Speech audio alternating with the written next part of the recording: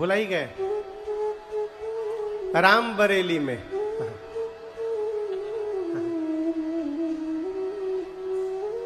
आज ये राय बरेली है, उस समय राम बरेली होगा।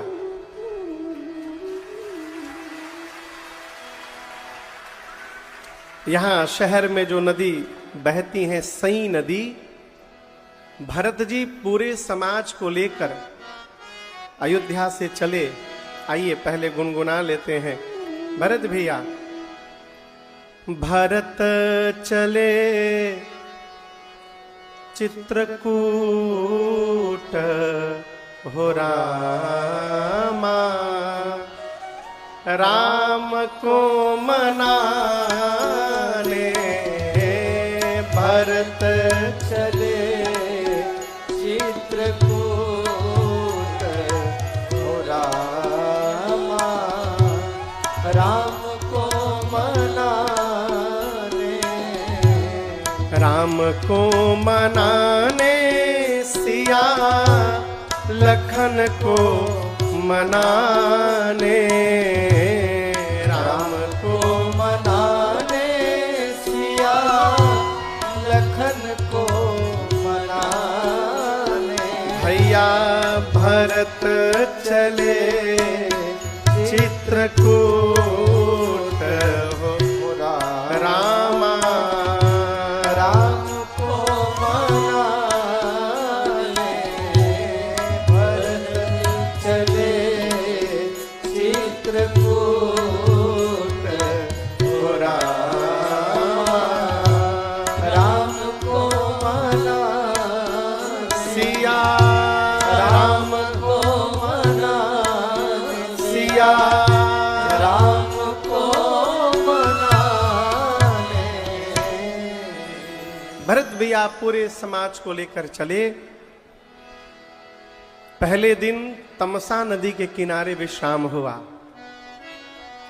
दूसरे दिन मां गोमती के किनारे विश्राम हुआ, और तीसरे दिन पूरे समाज के साथ भरत भैया सई नदी के किनारे विश्राम किए हैं।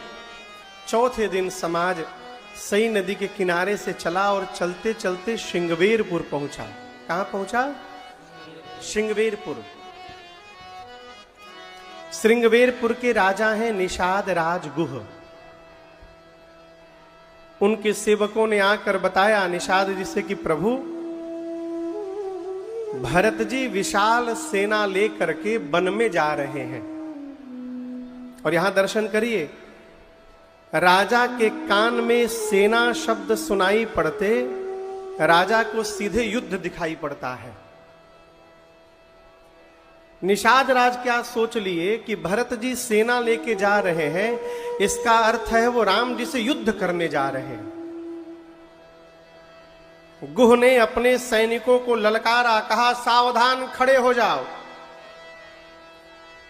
शरीर में रक्त का आखिरी बूंद जब तक उपस्थित है हमारे, अयोध्या की सेना का एक भी सिपाही इस गंगा को पार करने न पाए। आज राम प्रेम के परीक्षण की बेला आ गई है, खड़े हो जाओ सब लोग। पूरी सेना निषाद राजगुह की खड़ी हो गई। इसी बीच किसी ने छींक दिया। छींक समझते हैं ना, छींक आती है, किसी ने छींक दिया। तो एक बुजुर्ग बाबा ने निषाद राजगुह से कहा कि महाराज, ये सगुण बता रहा है कि भरत जी राम जी से युद्ध करने नहीं जा रहे हैं, भरत जी अपने भैया राम जी को प्रेम करने जा रहे हैं। आप ऐसे निर्णय न लीजिए, मेरी मानिए, आप पहले भरत जी के भाव को समझिए कि उनके जाने का भाव क्या है। निषाद जी को ये बात बड़ी अच्छी लगी। उपहार लेकर के भरत जी रथ पर हैं, गुरुदेव भगवान रथ पर हैं आगे आगे, और दूर निषाद राजगुह ने धरा पर उपहार को रखा धरती पर और दंडवत किया दूर से। भरत भैया ने पूछा गुरु जी से कि गुरुदेव, वो कौन है जो सामने दंडवत कर रहे हैं? गुरुदेव भगवान वशिष्ठ जी ने कहा, ये आपके भैया के सखा हैं। कौन है? भैया के सखा। ये नहीं कहा कि जहां है वहां के राजा हैं। निषाद राज गुह राजा नहीं है, क्या कहा? आपके भैया के सखा हैं। और गोस्वामी जी कहते हैं जैसे भरत जी ने राम सखा सुना, बाबा बोले ए जी राम सखा सुनी संदन त्यागा, राम सखा सुनी संदन त्यागा, चले उतरे मगत अनुरागा, चले उतरे मगत अनुरागा, गाँव जाति दुहलाऊं सुनाए, गाँव जाति गुहना सुनाए, किन्ह जोहारो माथ महिला लाए, किन्ह जोहारो माथ महिलाए,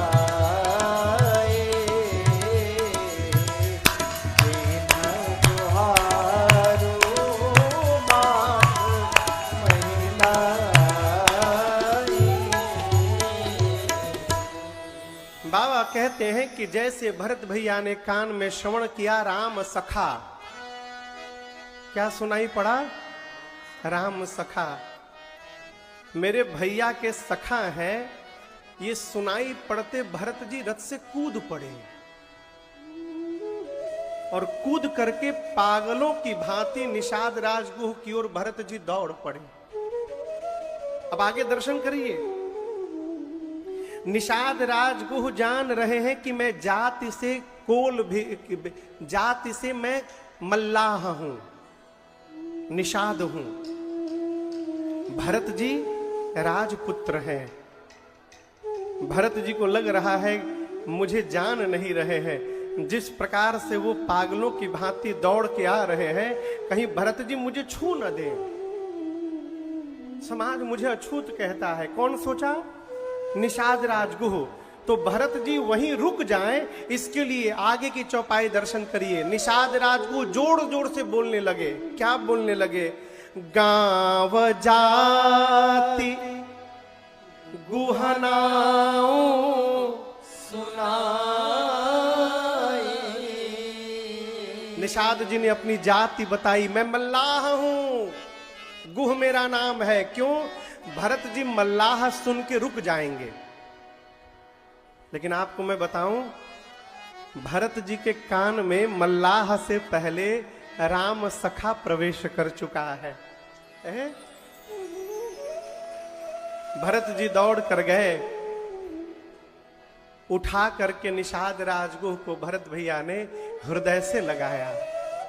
आपको बताऊं, लोग कहने लगे, वहां जितने लोग खड़े थे सब ऐसे करने लगे, अरे भरत जी क्या कर रहे हैं? भरत जी ने एक अछूत को छू दिया।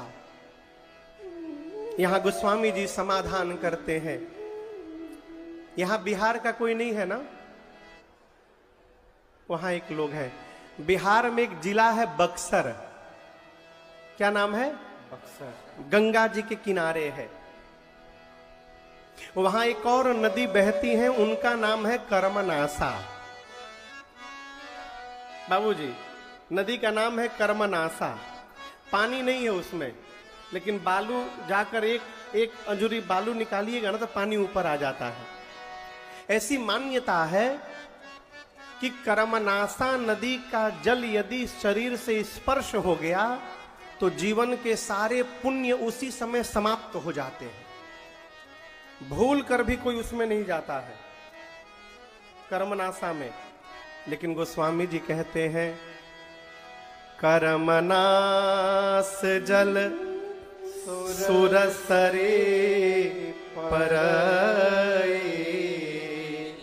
तेहि को कहु सीसन कर्मनाशा नदी का पानी यदि लोटा में लेकर कोई गंगा जी में डाल दे तो कहिए कौन है जो उस जल को अपने सिर पर धारण नहीं करेगा। गोस्वामी जी कह रहे हैं, एक ऋषि हुए वाल्मीकि जी। पहले वाल्मीकि नहीं थे, पहले रत्नाकर थे, गलत काम में थे।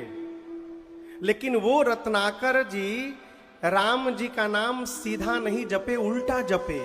राम राम नहीं जपे, मरा मरा जपे। और जिस राम जी के उल्टा नाम जप करने से गोस्वामी जी कहते हैं वाल्मीकि भय ब्रह्म समाना, वो राम जी जिसको अपने हृदय से लगा कर लिए बैठे हैं, उस जीव से पवित्र जीव संसार में दूसरा कौन हो सकता है? और यहां अछूत की परिभाषा हम और आप मन में बिठा के रखे हैं कि जो छोटी जात में जन्म लिया है वो अछूत है। छोटी जात में जन्म लेने वाला अछूत नहीं है। मनुष्य का शरीर प्राप्त करके और जो मेरे रघुनाथ जी का भक्त नहीं हो पाया वो अछूत है। उससे बड़ा अछूत कोई नहीं हो सकता। सोचनीय सब ही विधि सोई, जो न छाड़ी छल हरिजन होई। जो भगवान का भक्त नहीं हो पाया वो अछूत है। देखिए जो वर्तमान समय है ना, वर्तमान समय में हमको आपको जाति पात से ऊपर उठ के रहना चाहिए। भगवान न करे किसी की तबीयत बिगड़ जाए, डॉक्टर साहब बोले कि 2 यूनिट ब्लड चाहिए। कोई ब्लड बैंक में जाकर ये नहीं पूछता कि ब्राह्मण का खून है कि क्षत्रिय का खून है कि शूद्र का खून है। कोई नहीं पूछता। पूछते हैं क्या आप कि नहीं हमको ब्राह्मण का ही खून चाहिए? कोई पूछता है? नहीं। वहां तो बस मैच करना चाहिए, केहू केहू लगवा ले।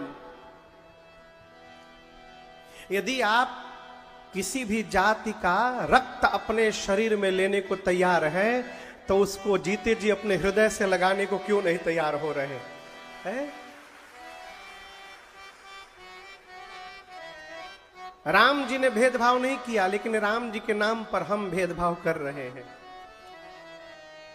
हम भगवान के यदि सच्चे भक्त हैं तो जाति पात से ऊपर उठकर हर सनातनी को अपने हृदय से लगाना चाहिए।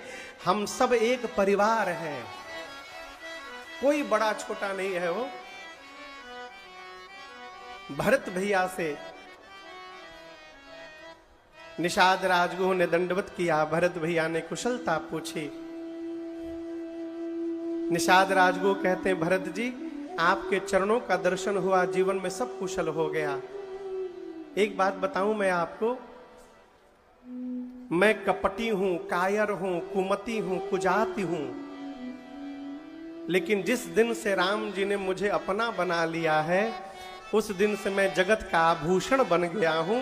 भयं भुवन भूषण तब ही थे, आभूषण बन गया हूं। और यहां दर्शन करिए, प्रसंग कह रहा है कि पूरे जगत से संबंध हो जाए, कोई मतलब नहीं है। जिस दिन भगवान से संबंध हो गया समझिए जीवन का उद्धार हो गया है। हमारे जैसे कितने राजन न जाने घूम। सबको विदा करने के बाद भरत भैया गंगा जी को प्रणाम किए और गोस्वामी जी कहते हैं गंगा जी को प्रणाम करने के बाद भरत भैया वहां से गवने भरत पया देहि पाए कोतल संग जाहि डोरिया। श्रृंगवेरपुर से भरत भैया पैदल पैदल चलना प्रारंभ किए। सेवकों ने कहा कि प्रभु घोड़े पर नहीं बैठना है तो रथ पर, हाथी पर बैठ जाइए। भरत जी बोले देखो मैं तो अयोध्या से पैदल आने वाला था, परंतु मां कौशल्या ने कहा तो मैं रथ पर बैठ गया। मेरे भैया भी अयोध्या से श्रृंगवेरपुर तक सुमंत जी के साथ रथ पर ही बैठकर आए थे, लेकिन प्रभु जब गंगा पार किए होंगे ना, तो गंगा पार करने के बाद भैया के लिए यहां कोई रथ, हाथी, घोड़ा नहीं होगा, यहां से मेरे प्रभु पैदल पैदल गए होंगे। और भरत जी बोले मैं भी पैदल चल रहा हूं, ये अपराध कर रहा हूं। सेवक पूछे अपराध कैसे? भरत जी बोले भैया पैदल गए हैं, मैं भी पैदल जा रहा हूं, ये तो उनकी बराबरी कर रहा हूं। यदि भैया पैदल गए हैं तो मेरे लिए उचित है सिर भारी जाऊं उचित असमोरा, सब ते सेवक धर्म कठोरा।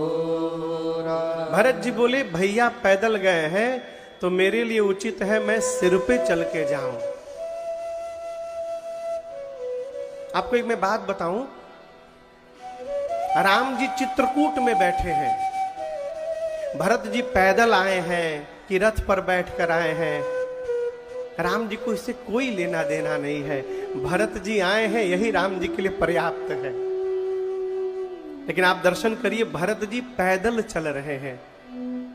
ये प्रसंग कह रहा है हम अपने श्रेष्ठ के सामने अनुशासित है, ये जीवन नहीं है। जीवन क्या है? हमारा श्रेष्ठ हमारे सामने नहीं है, लेकिन उसके बाद भी यदि हम अनुशासित जी रहे हैं, ये हमारे श्रेष्ठ जीवन का परिचय है। श्रेष्ठ की अनुपस्थिति को भी जो उपस्थिति मान करके स्वयं अनुशासन में रहता है, ये श्रेष्ठ व्यक्तित्व का परिचय बताता है। पैदल पैदल गए भरत जी।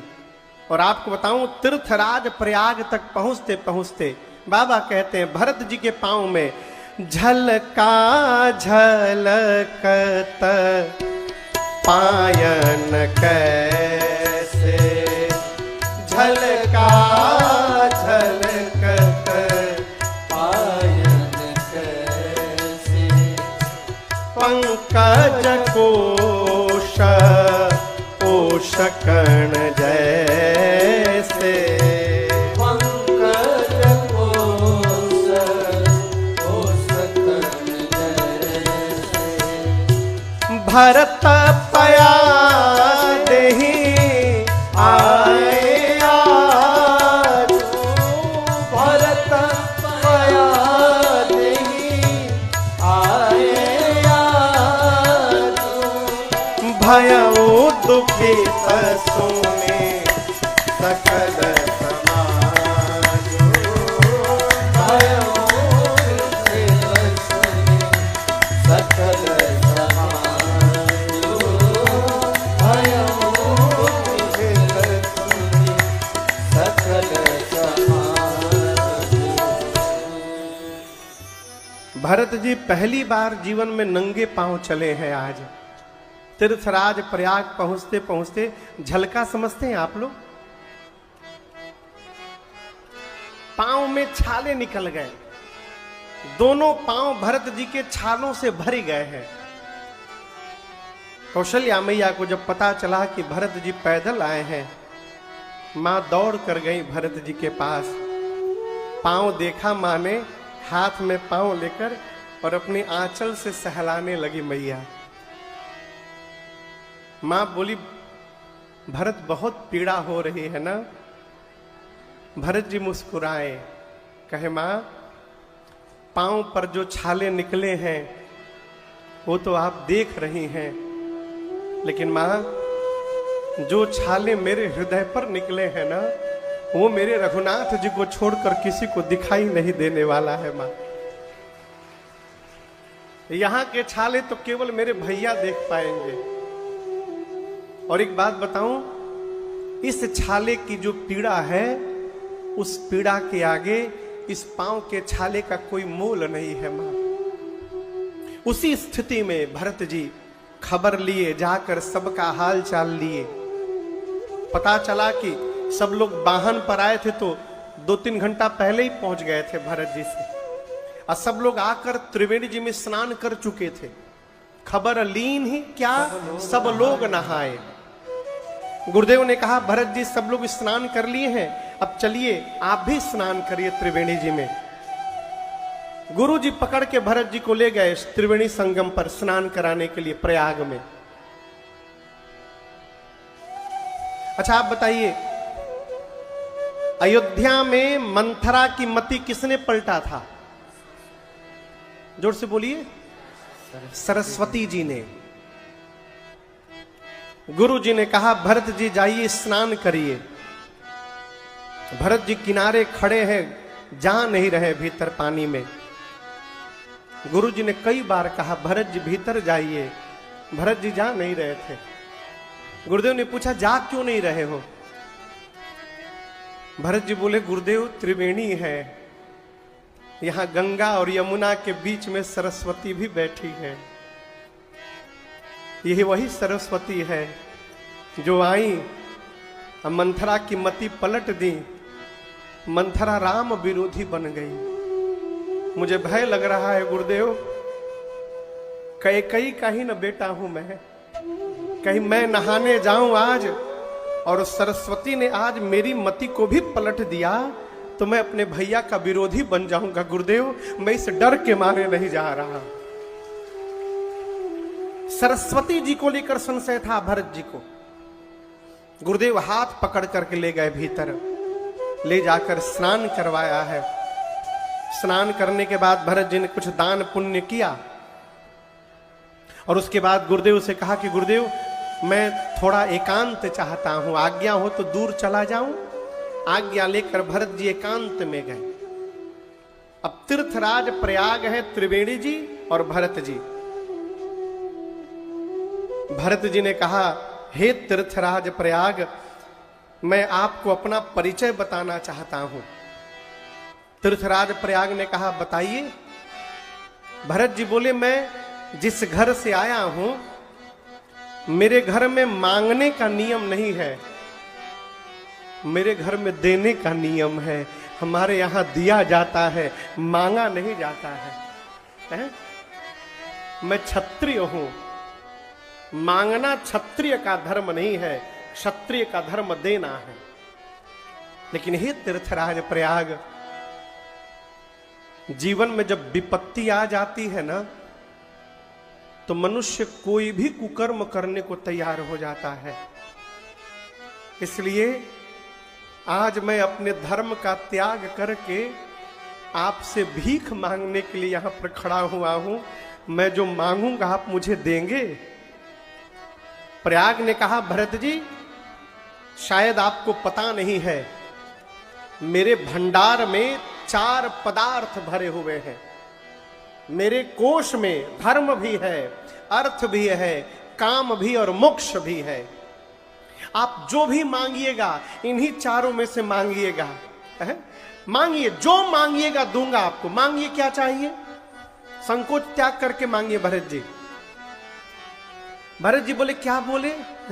धर्म अर्थ काम मोक्ष है आपके पास, तो पहले आप ये सुनिए मुझे क्या नहीं चाहिए। मैं अर्थ मांगने के लिए नहीं आया हूं। कैकेयी ने मेरे लिए अर्थ मांगा, अब मेरे घर में अनर्थ हो गया है। इसी अर्थ ने मेरे घर में अनर्थ किया है। अर्थ लेने नहीं आया हूं। और धर्म बचाते बचाते पिताजी देवलोक चले गए, अब बड़े भैया मेरे वन में आकर के बैठ गए। मेरे जीवन का एकमात्र धर्म है क्या? अंतिम श्वास तक अपने भैया की आज्ञा का पालन करते रहना है। इसके अलावा मैं दूसरा कोई धर्म नहीं जानता। मुझे धर्म नहीं चाहिए। काम, राम जिसको अपना बना ले उसकी कोई कामना बची रहेगी? कामना भी कोई नहीं है मेरे पास। रही बात मोक्ष की, तो हे तीर्थराज प्रयाग, सगुण भगवान की उपासना करने वाला कभी मोक्ष की कल्पना भी नहीं करता है। इसलिए मुझे न अर्थ चाहिए, न धर्म चाहिए, न कोई कामना है, न मोक्ष लेने आया हूं। भरत जी से तीर्थराज प्रयाग बोले कि मेरे पास भंडार में चारों पदार्थ हैं, और जो चारों पदार्थ हैं वो भरत जी को चाहिए ही नहीं। अब तीर्थराज प्रयाग सोच में पड़ गए कि अब जो भरत जी मांगेंगे मैं दूंगा कहां से, मेरे पास तो है ही नहीं वो। पूछा आपको चाहिए क्या? भरत जी बोले एक ही वरदान चाहिए, जब जब मैं धरती पर अवता जन्म लूं, जब जब जन्म लूं, एक आशीर्वाद दीजिए, मेरे भैया राम के चरणों में मेरा प्रेम दिन रात बढ़ता जाए, इसके अलावा मुझे और कुछ नहीं चाहिए, कुछ नहीं चाहिए। जन्म जन्म रति राम पद, यह वरदान।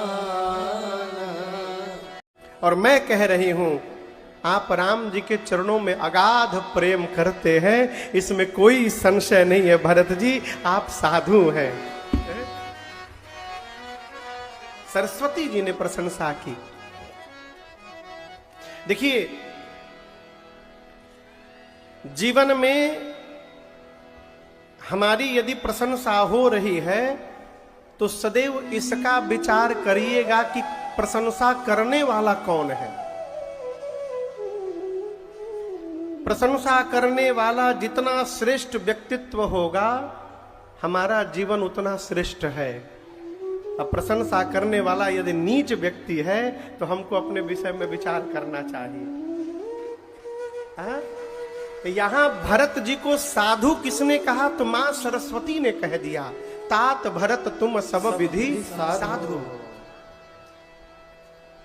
भरत जी पूरे समाज के साथ वेणी माधव जी का पूजन की, अक्षय वट की परिक्रमा लगाए, और अब भरद्वाज जी के आश्रम में जाकर उनके पास बैठे हैं। माताएं बैठी हैं, पूरा गुरुदेव भगवान बैठे हैं, भरद्वाज जी बैठे हैं, बगल में भरत जी भी बैठे हैं। लेकिन आपको बताऊं, भरत जी सिर नीचे करके बैठे हैं। क्यों जानते हैं? संकोच के कारण। यदि भरद्वाज जी पूछ देंगे कि भरत जी इस समाज को लेकर कहां जा रहे हैं, मैं क्या उत्तर दूंगा? मेरी मां ने मेरे भैया को वन में भेज दिया, ये बोलूंगा? मारे संकोच के भरत जी सिर नीचे किए हैं, मौन है एकदम। और यहां दर्शन करिए, प्रसंग कह रहा है घर में, परिवार में, अपनों में यदि कोई मारे शर्म के, मारे संकोच के आपसे बोल नहीं पा रहा है, तो आप उसके बोलने की प्रतीक्षा मत करिए, आप ही अपनी ओर से आगे बढ़ करके बात कर लीजिए। यदि सामने वाले को संकोच हो रहा है, आप ही आगे बढ़िए। भरत जी संकोच कर रहे थे तो भरद्वाज जी ही आगे बढ़कर बोले, भरत जी तुम गलानी जिया जनि करहु, समुझी मातु कर तू। हे भरत जी, मां के कर्म का विचार करके मन में ग्लानि मत करिए। मैं कह रहा हूं, तात कैकई दोष नहीं गई, गिरा हे भरत जी, आपकी मां कैकई का कोई अपराध नहीं है, कैकई जी का कोई दोष नहीं है। वो तो सरस्वती जाकर मति पलट गई मंथरा की, और सब कुछ घटना घट गई। हम एक बात बोले आपसे भरत जी, आप राजा बन जाते ना, अच्छा करते। कहां के राजा? कहां के राजा? जोर से बोलिए। अयोध्या के राजा। आप यदि राजा बन जाते भरत जी तो अच्छा करते, कोई बुरा नहीं बोलता आपको, लेकिन आप राजा नहीं बने ना तो अच्छा नहीं किए। आपने बहुत अच्छा किया भरत जी, ये आपके लिए यही उचित है। देखिए यहां पर बहुत सारे मंत्री आ रहे हैं, विधायक आ रहे हैं, सांसद आ रहे हैं।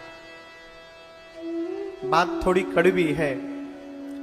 ये जितने नेता लोग हैं ना, लड़े हैं, नेता बने हैं, जनता ने चुनी है, लेकिन बनने के बाद विधायक या सांसद हमेशा मन में एक ना एक भय बना रहता है, क्या अगली बार बनेंगे कि नहीं बनेंगे। कहीं ना कहीं मन में भाव बना रहता है। आज हम विधायक के पद पर हैं, सांसद के पद पर हैं, क्या पता 5 साल बाद रहेंगे कि नहीं रहेंगे। देखिए दुनिया के किसी भी पद पर बैठ जाइए, एक ना एक दिन वहां से उतरना ही पड़ेगा। कब तक रहिएगा, उतरना ही पड़ेगा। और सावधान, जैसे उतरिएगा भूत पकड़ेगा आपको। कौन पकड़ेगा? आप बोलिएगा कैसे पकड़ लेगा महाराज? बिल्कुल पकड़ेगा। जैसे पद से आप उतरिए, अब उसके बाद आपके नाम के पहले लिखा जाएगा भूतपूर्व।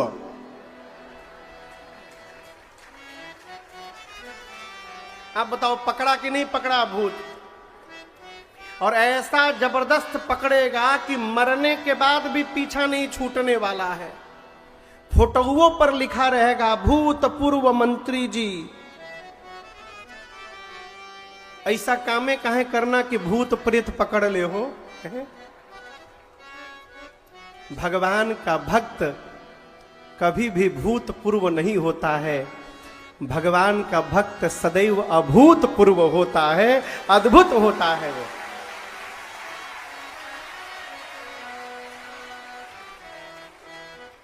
भरद्वाज जी बोले, भरत जी आपने अच्छा नहीं किया, आपने बहुत अच्छा किया। राज पद पर बैठते तो एक ना एक दिन उस पद से उतरना पड़ता, लेकिन राज पद को छोड़कर आज आपने रघुनाथ के पद को चुना है। इस पद पर बैठने वाला कभी उतरने वाला नहीं है, वो हमेशा ऊपर बढ़ते रहता है। सकल सुमंगल मूल जग रघुबर चरण स्नेह। भरत जी आप रोइए मत। मैं एक बात जानता हूं, आपके भैया आपको जितना प्रेम करते हैं, राम जी उतना प्रेम किसी को नहीं करते हैं। मैं जान गया हूं।